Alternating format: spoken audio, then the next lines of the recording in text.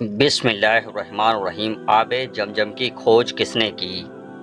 یہ تو آپ کو معلوم ہوگا، حضرت اسماعیل علیہ السلام کی نسبت سے اللہ نے ہمیں آب زمزم عطا کیا، پر ایک زمانہ ایسا بھی آیا جب یہ پانی ختم ہو گیا اور وقت گزرنے کے ساتھ ہی اس کا کوئی نشان بھی باقی نہ رہا۔ پھر حضور صلی اللہ علیہ وسلم کی تشریف آوری سے قلب اللہ نے عبد المطلب کے دل میں یہ بات ڈالی کہ آب جمجم کو تلاش کیا جائے۔ عبد المطلب اس سوچ میں بے چین رہنے لگے۔ انہوں نے اپنے بیٹے جس کا نام حارث تھا اس سے مشورہ کیا کہ جمجم کو تلاش کیا جائے، پر نہ کوئی ثبوت باقی رہا نہ جگہ۔ ایسی حالت میں تلاش کریں تو کیسے؟ اسی طرح کئی دن گزر گئے۔ پھر ایک رات حضرت عبد المطلب کو خواب آیا کہ ایک شخص خواب میں کہتا ہے کہ پاک پانی تلاش کرو۔ پھر اگلے دن خواب آتا ہے، ایک شخص کہتا ہے۔ ایک ہی خواب آنے سے عبد المطلب اور پریشان کہ کیا کیا جائے۔ پھر چوتھی رات خواب آیا کہ پاک پانی جمجم کو تلاش کرو، تو آپ نے کہنے والے سے سوال کیا کہ کہاں تلاش کریں؟ اس نے جواب دیا، حرم شریف میں جاؤ، وہاں ایک کوا آئے گا اور زمین پر 3 بار ٹھونک مارے گا، وہاں پر وہ پانی ہے۔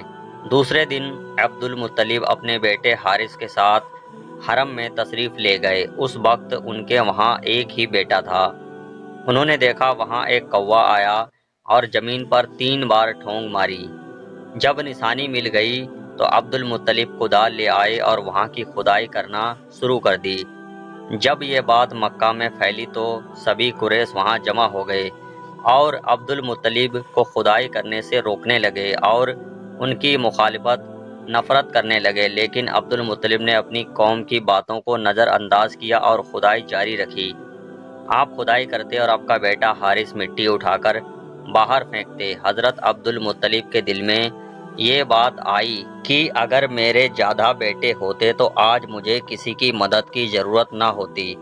اس وقت انہوں نے یہ دعا مانگی کہ اے اللہ، اگر آپ مجھے 10 بیٹے عطا فرمائیں تو میں اس میں سے ایک کو آپ کی راہ میں قربان کر دوں گا۔ جلدی ہی کنویں کے آثار نظر آنے لگے۔ جب قریش نے دیکھا کہ عبد المطلب نے کنواں تلاش کر لیا تو وہ سب ان کے پاس آئے اور کہنے لگے، عبد المطلب، اللہ کی قسم، یہ ہمارے باپ اسماعیل علیہ السلام کا کنواں ہے اور اس پر ہمارا بھی حق ہے، اس لیے اس میں ہم بھی تمہارے ساتھ شریک ہوں گے۔ یہ سن کر عبد المطلب نے کہا، میں تمہاری اس میں شریک نہیں کر سکتا۔ اس کے بعد قریش آپ سے جھگڑا کرنے لگے۔ عبد المطلب بولے، کسی سے فیصلہ کروا لو۔ انہوں نے ملک شام کی ایک کاہن سے فیصلہ کروانا مناسب سمجھا اور عبد المطلب اور سبھی قریش ملک شام کے لیے روانہ ہوئے۔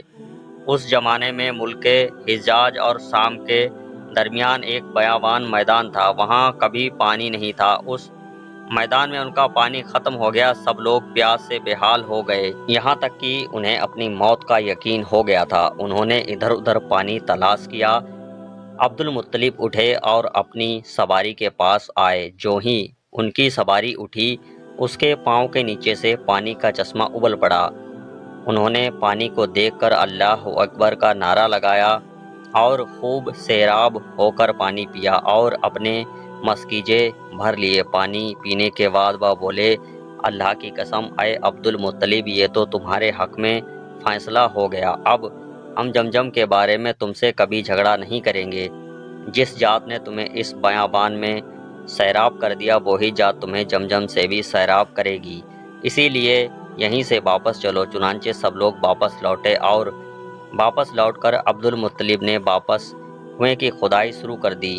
اللہ نے ان کی دعا کو صرف قبولیت بخشی اور انہیں 10 یا 12 بیٹے پیدا ہوئے، جس میں سے ایک جناب حضرت عبداللہ حضور صلی اللہ علیہ وسلم کے والد تھے، جو ہی نہایت خوبصورت تھے اور عبد المطلب کے سب سے چھوٹے بیٹے اور سب سے چہیتے بیٹے تھے۔ ایسے ہی سچے واقعات سننے کے لیے ہمارے چینل کو سبسکرائب کریں۔